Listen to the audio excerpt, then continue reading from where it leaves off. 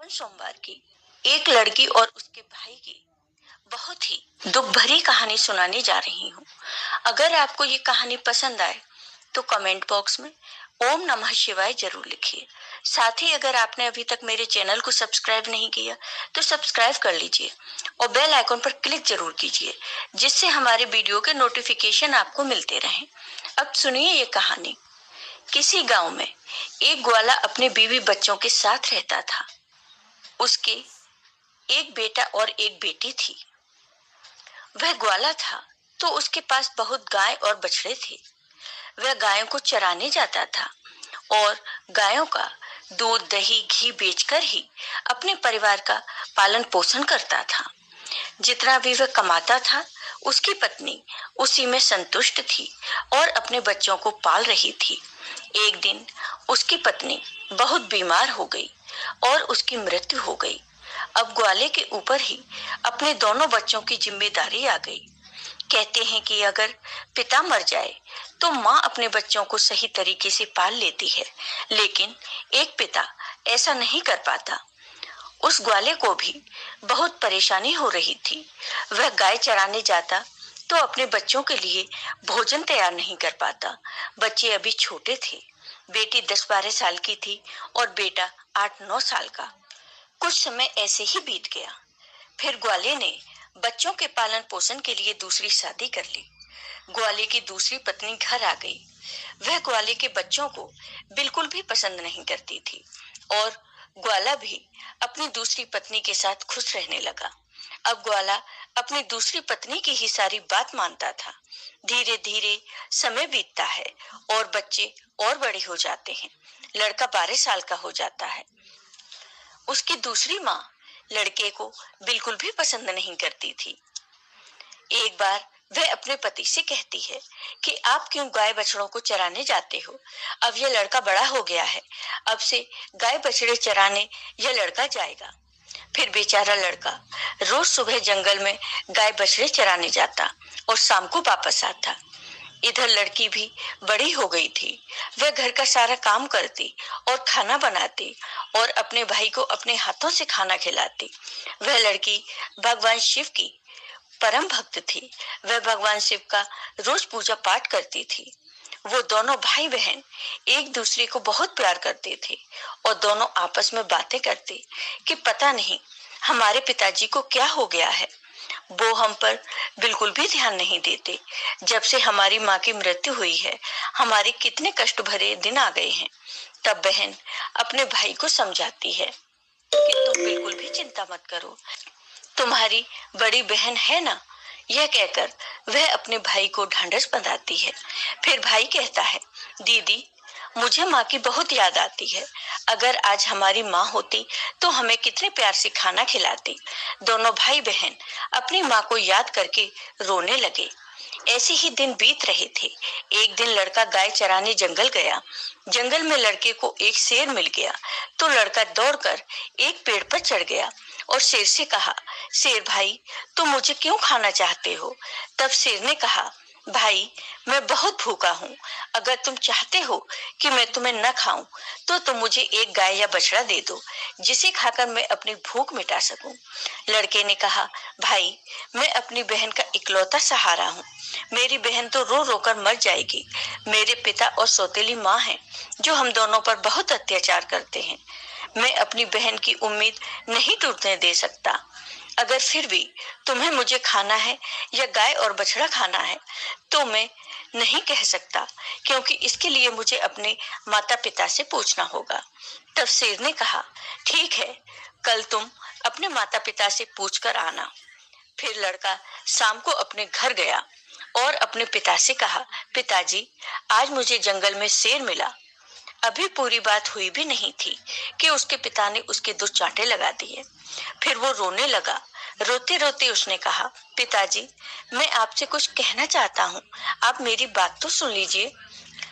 जैसे तैसे लड़के ने अपने पिता को सारी बात बताई कि जंगल में उसे कल एक शेर मिला था। वह मुझे खाएगा या गाय और बछड़े को। यह सब बात उसकी सौतेली माँ सुन रही थी। उसने कहा कि गाय और बछड़ा कम नहीं होने चाहिए। पता है वो कितने कीमती हैं। उनके दूध से ही तो हमारा घर चलता है और तुम्हारे बिना तो हमारा कुछ नहीं बिगड़ेगा। इसलिए अच्छा है शेर तुम्हें ही खा जाए। अब वह बेचारा दुखी मन से अपनी बहन के पास गया। उसकी बहन ने खाना खिलाया और पूछा कि तुम इतने उदास क्यों हो। तब लड़के ने सारी बात अपनी बहन को बता दी। तब उसकी बहन उसे समझाने लगी कि तुम तो मेरी जिंदगी का आधार हो भाई, तुम्हारे बिना तो मैं जीने की सोच भी नहीं सकती। अगर अगर तुम्हें कुछ हो गया तो मैं भी जिंदा नहीं रहूंगी। इसलिए तुम जंगल को जाना और एक बछड़ा शेर को खाने को दे देना। अगर गाय जिंदा रहेगी तो बछड़ा तो और आ जाएगा।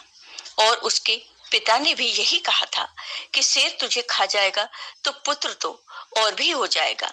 ये सारी बातें बहन ने सुन ली थी। तो भाई ने कहा, ठीक है बहन।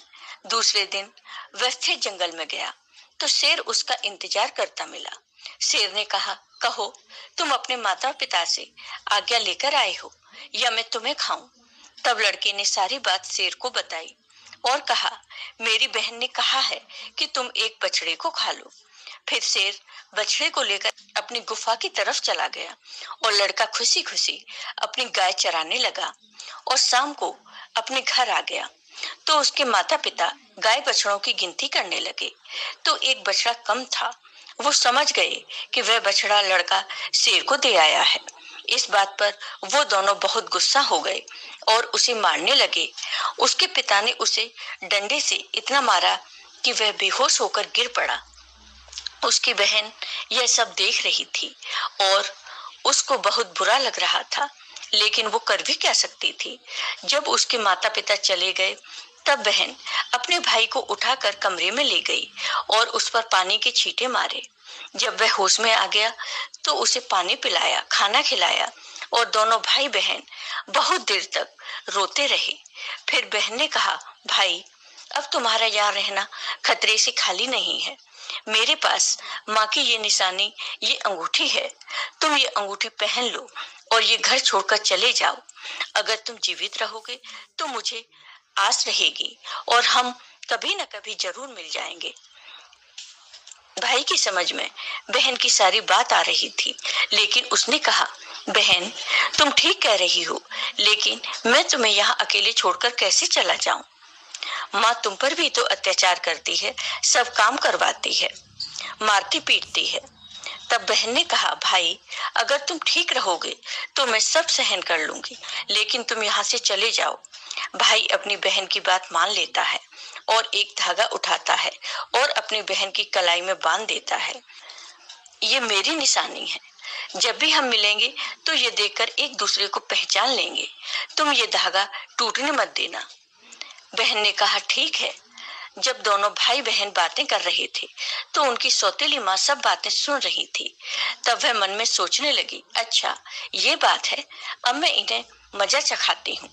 जब लड़का और लड़की सो गए तो सौतेली माँ ने अपने पति से कहा कि मुझे तो इस लड़के का मांस खाना है। पति ने कहा, ठीक है, अगर तुम्हारी ज्यादा इच्छा होती है तो मैं अभी इसका मांस लेकर आता हूँ। बाप इतना निर्दयी, इतना कठोर हृदय का हो गया कि उसने अपने बेटे को उठाया और बाहर ले गया और कुल्हाड़ी से उसके छोटे छोटे टुकड़े कर दिए। फिर टुकड़े लेकर अपनी पत्नी के पास आया, ये लो खा लो। तब उसकी पत्नी ने उन टुकड़ों की सब्जी बनाई और खाना बनाया। फिर उसने एक थाली अपने लिए और एक पति के लिए लगाई। तभी उसके मन में विचार आया कि भाई बहन का बहुत गहरा प्यार है, तो बहन को उसके भाई का मांस जरूर खिलाना चाहिए। तो उसने बहन को बुलाया और एक थाली उसके लिए भी लगाई और कहा, खाओ। तब बहन सोचने लगी कि इतने प्यार से तो माँ ने कभी खाना नहीं दिया, जरूर कोई बात है। जब वो खाना खाने लगे तो बहन ने देखा कि थाली में वही उंगली आ गई जिसमें वह अंगूठी थी। बहन तुरंत समझ गई, क्योंकि वह सुबह से अपने भाई को खोज रही थी, लेकिन वह उसे कहीं दिखाई नहीं दिया। उसका शक यकीन में बदल गया वह अंगूठी देखकर। अब वह अंदर जाकर जोर जोर से रोने लगी और भगवान शिव से कहने लगी, हे भगवान, ये क्या हुआ? इन लोगों ने मेरे भाई को मार डाला, अब मैं अकेली रह गई। अब वह रोई जा रही थी।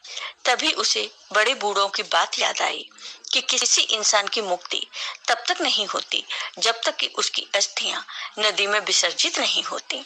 उसने सोचा, मेरे भाई की भी तो मुक्ति भी नहीं होगी, ये लोग तो उसे मारकर खा गए। तभी उसने वह उंगली उठाई और चलते चलते वह नदी के किनारे पहुंच गई। वह उंगली को अपने हाथों में लेकर जोर जोर से रोने लगी। वह भगवान को याद कर रही थी, क्योंकि वह लड़की बहुत धार्मिक थी। वह रोज भगवान शिव का पूजा पाठ किया करती थी, सोमवार का व्रत रखती थी और हमेशा भगवान से यही प्रार्थना करती थी कि हे भगवान, मेरे भाई की रक्षा करना। उस दिन भी वह रोते रोते कह रही थी, हे भगवान, मेरा इस संसार में कोई नहीं है। एक भाई था, उसे भी तुमने ले लिया। माँ को तो पहले ही छीन लिया। अब मैं किसके लिए जीवित रहूंगी? मैं कैसे रहूंगी? अब मैं भी इसी नदी में कूदकर अपनी जान दे दूंगी। फिर वह उंगली उसने नदी में डाली और भगवान से प्रार्थना की, हे भगवान, मेरे भाई को मुक्ति देना। वह जहाँ कहीं भी है, उसकी आत्मा को शांति मिले। फिर नदी में कूदने वाली होती है तो उसने देखा कि जो उंगली उसने नदी में डाली है वह तोता बनकर उड़ गया और नदी के पास एक पेड़ था, वह उस पर जाकर बैठ गया। फिर तोते ने कहा, बहन, तू क्यों दुखी होती है? मैं तेरा भाई हूँ। बहन, तुमने ये बहुत अच्छा किया जो तुमने ये उंगली नदी में डाल दी। इससे मेरी मुक्ति हो गई और मुझे तोते का जन्म मिल गया। बहन, तुम चिंता मत करो, मैं तोता बनकर भी तुम्हारी हर तरह से मदद करूंगा। हम दोनों आपस में सुख दुख की बातें किया करेंगे। यह देखकर बहन बहुत खुश हुई कि चलो, मेरा भाई साथ तो है, किसी भी रूप में सही। फिर बहन घर वापस आ गई। सौतेली माँ उससे सारा काम करवाती और बहुत खुश होती कि चलो, इसके कोई भाई नहीं है, इसके भाई से तो पीछा छूटा। लेकिन वह लड़की जल्दी से अपना काम पूरा करती और बाग बगीचे में जाती। वहां उसका भाई उसका इंतजार करता रहता था। दोनों भाई बहन खूब बातें करते। वह अपनी बहन को अच्छे अच्छे फल खिलाता। सावन का महीना चल रहा था।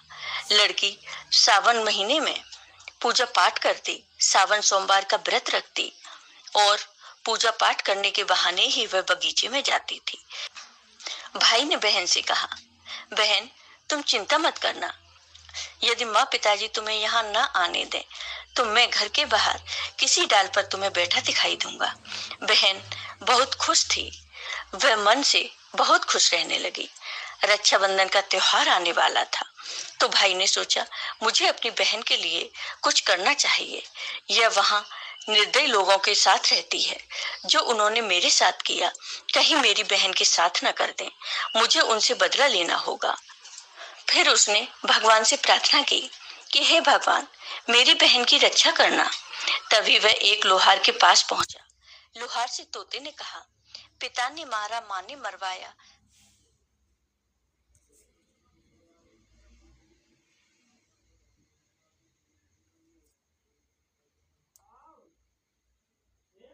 बहन सरासर रोई रही।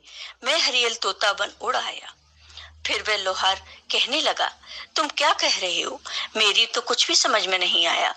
फिर उसने वही दोहराया, पिता ने मारा, माँ ने मरवाया, बहन सरासर रोई रही, मैं हरियल तोता बन उड़ आया। तोते को बोलता हुआ देखकर उसे उसकी बातें सुनने का मन हुआ। वह कहने लगा, तोता, तुम मुझे खुलकर बताओ, तुम क्या कहना चाहते हो? तब तोते ने सारी बात लोहार को बताई। लोहार तोते की बात सुनकर कहता है, तुम्हारी कहानी तो बहुत ही दुख भरी है। यह सुनकर मुझे रोना आ रहा है। तुम बताओ, तुम मुझसे क्या चाहते हो? अगर तुम चाहो तो मैं तुम्हारे लिए अपनी जान भी दे सकता हूँ। तब तोते ने कहा, मुझे कुछ नहीं चाहिए, बस तुम मेरे लिए एक ऐसी कटार बना दो जो तलवार से भी तेज हो। लोहार ने कहा, ठीक है भाई। फिर उस लोहार ने तोते के लिए कटार बनाई। कटार बन गई। तोते ने कहा, इस कटार को मेरे पंखों में छुपा दो। लोहार ने कटार तोता के पंखों में छुपा दी। वह तोता वापस पेड़ पर आ गया। उसने अपनी बहन को कुछ नहीं बताया। उसकी बहन उससे मिली, बातें की, साथ में भोजन किया और वह घर वापस चली गई। अगले दिन तोता एक सुनार के पास गया और सुनार से भी वही बातें कही। कि बाप ने मारा, माँ ने मरवाया, बहन सरासर रोई री, मैं हरियल तोता बन उड़ाया। सुनार ने कहा, तुम क्या कह रहे हो? मेरी समझ में कुछ नहीं आ रहा। वह फिर से वही कहने लगा। सुनार को भी उसकी बातें जानने की इच्छा हुई कि यह क्या कहना चाहता है। सुनार ने तोते से कहा कि तुम मुझे सीधे सीधे बताओ, तुम क्या कहना चाहते हो। तो तोता ने सुनार को भी अपनी सारी बात बता दी। सुनार भी तोते की बात सुनकर बहुत दुखी हुआ। सुनार को उससे बहुत हमदर्दी हो जाती है और सुनार भी उसकी बातें सुनकर रोने लगता है। फिर सुनार कहता है, बताओ मैं तुम्हारी क्या मदद कर सकता हूँ। तोते ने कहा कि भाई, रक्षाबंधन आने वाला है, मैं अपनी बहन को सोने के कुछ गहने देना चाहता हूँ, तो तुम मेरी बहन के लिए गहने बना दो। सुनार ने कहा, बस इतनी सी बात, बताओ क्या क्या बनाना है। फिर सुनार ने उसकी बहन के लिए कुछ गहने बना दिए। तो तोते ने उसे बहुत धन्यवाद दिया और कहा, भाई ये गहने तुम मेरी गर्दन में डाल दो। सुनार ने वो गहने उसकी गर्दन में डाल दिए। फिर तोता उड़कर उसी पेड़ पर आ गया। जिस पेड़ पर वह रहता था, उसी के खोखल में तोते ने उन गहनों को रख दिया। फिर रक्षाबंधन का त्योहार आया तो उसकी बहन उसे राखी बांधने आई। तो दोनों भाई बहन बहुत खुश हुए। तोते ने सारे गहने अपनी बहन को दे दिए। गहने पाकर बहन बहुत खुश हुई। फिर उसने पूछा कि तुम्हारे पास ये गहने कहाँ से आए। तोते ने कहा, मेरा एक सुनार दोस्त है, उसने मुझे बनाकर दिए हैं। फिर बहन खुशी खुशी घर चली गई। जब सौतेली माँ ने उसे गहने पहने हुए देखा तो वह जल भुन गई और उसे मारते हुए बोली, ये गहने कहाँ से चोरी करके लाई है। तब उसने कहा, माँ, मैंने ये गहने कहीं से चुराए नहीं हैं, ये तो मेरे भाई ने मुझे दिए हैं, जो एक तोता है। वह सौतेली माँ को पूरी बात नहीं बताती कि उसका भाई ही तोता बन गया है। उसने कहा, एक तोता है, वो मुझसे बातें करता है और मैंने उसे अपना भाई बना लिया है, उसी ने मुझे ये गहने दिए हैं। तब सौतेली माँ सोचने लगती है कि ऐसा कौन सा तोता है जो इसका भाई बन गया है। जैसे तैसे तो एक भाई से पीछा छुड़ाया है, अब ये दूसरा भाई कहाँ से आ गया। फिर दूसरे दिन उसकी माँ उस तोते को ढूंढने जंगल में जाती है। तभी उसे तोता दिखाई देता है। वह तोते को पकड़ने की कोशिश करती है, लेकिन तोता उसके हाथ में नहीं आता। थक हार कर वह बैठ जाती है। कुछ देर बाद फिर तोते को पकड़ने की कोशिश करती है, लेकिन तोता उसकी पकड़ में नहीं आता। वह सोचती है कि कैसे भी मैं इसे पकड़ लूं और इसे मार दूं। इसे ज्यादा भाई बनने का शौक है। वह सुबह से शाम तक तोते को पकड़ने की कोशिश करती है, लेकिन तोते को नहीं पकड़ पाती। फिर वह घर आती है तो उसका सारा गुस्सा उस लड़की पर निकलता है। वह उसे सारे गहने भी छीन लेती है। अगले दिन लड़की तोते से मिलने जाती है तो तोता कहता है, बहन, जो गहने मैंने तुम्हें दिए थे वो कहाँ हैं? तब बहन कहती है, भैया, वो गहने तो माँ ने छीन लिए। यह सुनकर तोता को बहुत गुस्सा आता है और वो कहता है, बस अब इनके पाप का घड़ा भर चुका है, अब इनको सजा मिलनी ही चाहिए। फिर वह तोता उस घर के बाहर एक पेड़ की डाल पर बैठ जाता है और इंतजार करता है कि उसके माता पिता कब बाहर निकलें। तब वह लड़की बाहर कुछ काम कर रही थी तो उसकी माँ किसी बात पर उसे डांट रही थी और उसे मार रही थी। तभी उसका पिता भी बाहर आ जाता है और लड़की को मारने लगता है। यह सब वह तोता पेड़ पर बैठकर देख रहा था। उससे यह सब देखा नहीं गया और वह अपनी सौतेली माँ और बाप पर झपट पड़ा। उसके पंखों में जो कटार थी उसने उन दोनों की आंखों में घुसा दी। अब दोनों अंधे हो गए और तड़पने लगे। फिर उसने अपनी चोंच से कटार उठाई और उन पर वार कर दिया। वह दोनों जमीन पर गिर पड़े। तोते ने कहा, तुम दोनों ने बहुत पाप किए हैं, मैं तुम दोनों को नहीं छोड़ सकता। तब वो दोनों कहते हैं कि तुम्हारा हमसे क्या बैर है। तब तोते ने कहा, तुमने तो मुझे मारकर खा लिया और पूछ रही हो कि क्या बैर है। फिर वो दोनों तड़प तड़प कर मर जाते हैं। तब तोता अपनी बहन से कहता है कि चलो अब हम यहाँ नहीं रहेंगे। अगर यहाँ रहेंगे तो हमें अपने दुख याद आएंगे, हम उनको कभी भूल नहीं पाएंगे और दुखी रहेंगे। तो उसकी बहन कहती है हाँ भैया, अब हम यहाँ नहीं रहेंगे। अब हम ऐसी जगह रहेंगे जहाँ कोई हम दोनों को अलग ना कर सके। फिर वो वहां से चलते हैं तो चलते चलते एक मंदिर में पहुंच जाते हैं। तोता कहता है, बहन, इससे अच्छी जगह हमें कोई और नहीं मिल सकती। अब दोनों भाई बहन उस मंदिर में रहने लगते हैं। बहन तो पहले से ही पूजा पाठ करती थी, सोमवार का व्रत रखती थी। अब तोता भी पूजा पाठ करता है। पास में ही एक सरोवर था, उससे अपने पंख गीले करके लाता है और शिवलिंग पर जल चढ़ाता है। और लड़की भी भगवान शिव और माँ पार्वती की पूजा करती है। ऐसे ही दिन बीत रहे थे। उसकी सच्ची भक्ति को देखकर एक दिन माँ पार्वती ने भगवान शिव से कहा कि देखो, कितने दुखिया बहन भाई हैं। इनको देखकर मुझे रोना आता है। ये कितने तन मन से आपकी सेवा करते हैं। आपको इनका दुख दूर करना चाहिए। तब शिव जी ने कहा, हे पार्वती, ये तो संसार सागर है, हम किस किस का दुख दूर करेंगे। लेकिन पार्वती माँ हट करने लगी और कहने लगी, नहीं भगवान, आपको इनके दुख को दूर करना ही होगा।